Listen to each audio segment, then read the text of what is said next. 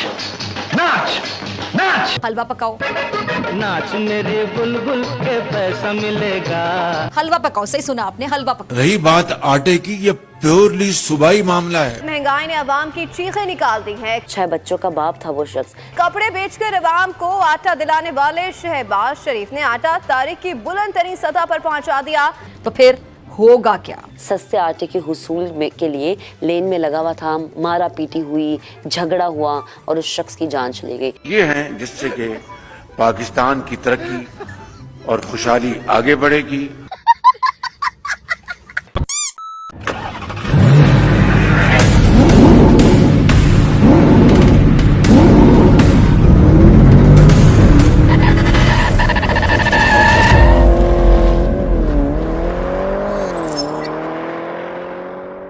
पाकिस्तान अपनी पैदाइश से लेकर आज तक उस नाजुक मोड़ पर खड़ा है जिसका कोई इख्तिताम नजर नहीं आता है। साला ये दुख का खत्म नहीं होता बे। पाकिस्तान जो है वो बदनसीबी से उन ममालिक की लिस्ट में है जहाँ पे जो है टेक्नोलॉजी का इस्तेमाल गलत करते हैं लोग, इंटरनेट का। फाहिश वीडियोस में सबसे टॉप पे हम।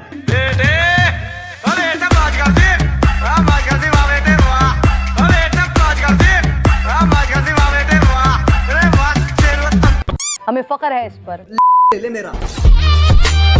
हुक्मरान इक़्तिदार में आते गए, नारे और दावे बदलते गए, लेकिन मुल्क उस दौर से आगे नहीं बढ़ सका और हमेशा एक बेचैनी की फजा कायम। बेचैनी बातें कर रहा है, ये अश्लील है ये लोना।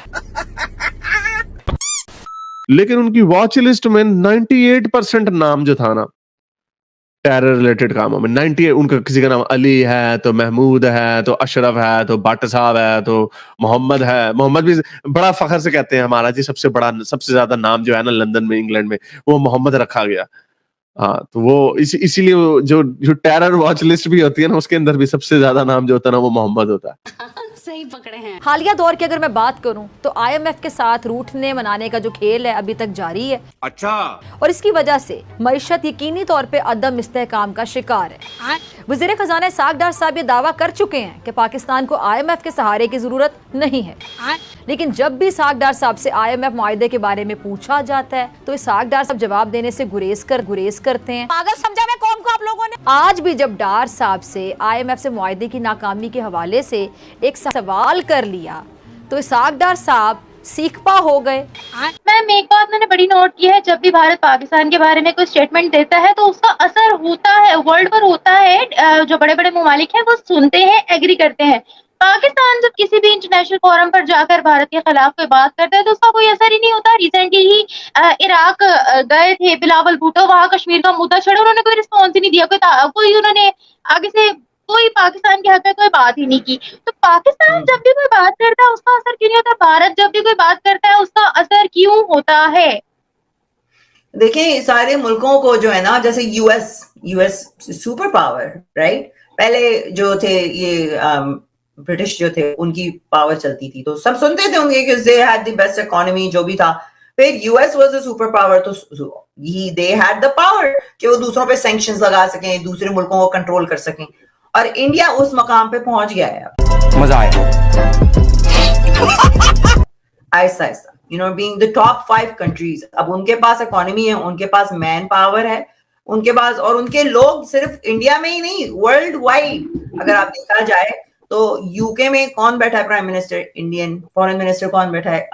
Indian, right. इसी तरह से यूएस में भी आप देख लो, Kamala Harris, she is an Indian even though she doesn't identify herself, मगर इंडियंस आपको टॉप हर जगह पे मिलेंगे। आप आईटी इंडस्ट्री में देख लो, गूगल में देख लो, ये सिलिकॉन वैली में कौन बैठे हैं? इंडियंस बैठे हैं टॉप पे। पाकिस्तानी कहाँ है? वो फोकस कर रहे हैं अपने आप को ग्रो करने के लिए, और अब उन्होंने अपने आप को इस मुकाम पे पहुंचा लिया है कि इलॉन मस्क से जाकर मुलाकात की। It's not a small thing कि इलॉन मस्क से आप जाकर बात कर रहे हो। दुनिया का वो सबसे बड़ा, मैं कहूंगी टेक्नोलॉजी का खुदा है इस वक्त, और उनके साथ बैठकर ये बात करना कि we want to send our people to the moon again.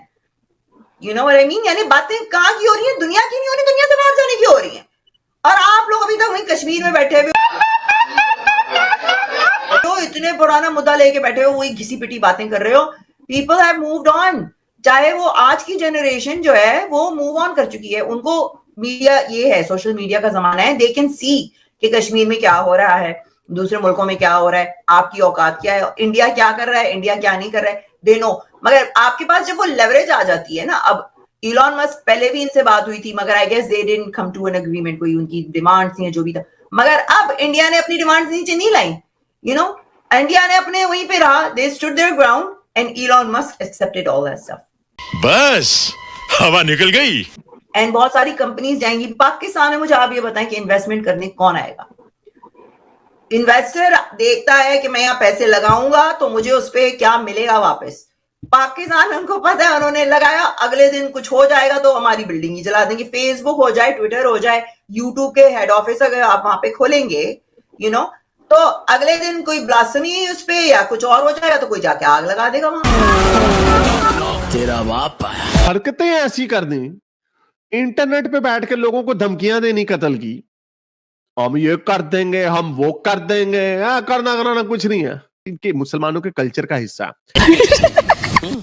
Hindu, मैंने अभी हमने पहले बात की, हिंदू वायलेंट होता है तो वो पॉलिटिसाइज होके वायलेंट हो रहा है, वो हो रहा है, होता है अभी। मैं ये भी नहीं कह सकता कि है, हो रहा है। मोमिन ऑन द अदर हैंड, ये इनके पास पिछले 1400 साल का एक्सपीरियंस है।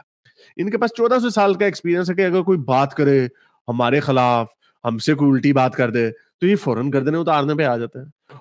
मरना मराना किसी ने नहीं आता इस्लाम के लिए, ये सिर्फ हीरो बनते हैं या तो इंटरनेट के ऊपर बनेंगे या जमघट्टे के अंदर, फिर रोना मचा देते हैं, देखो जी ये मुझे वैसे हैरत हुई, मैंने कहा यार वो व्हाइट सुप्रीमेसिस्ट किधर गए?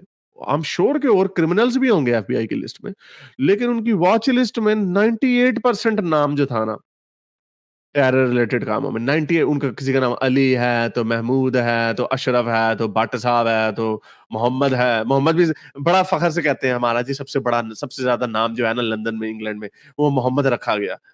हाँ, तो वो इसीलिए जो टेरर वॉच लिस्ट भी होती है ना, उसके अंदर भी सबसे ज्यादा नाम जो होता है ना वो मोहम्मद होता है। गजब बेइज्जती है। तो ये इन लोगों की हरकतें, और फिर बाद में और जब कोई इनको पकड़ता तो फिर तो इसका हल तो यही है कि इनको जैसा मुंह वैसी चपेड़, और उनको उसी जबान में, जिस तरह की जबान ये इस्तेमाल करते हैं उसी जबान में इनको जवाब दिया जाता है। तुम जैसे लोग पाकिस्तान की इज्जत है। वाह वाह।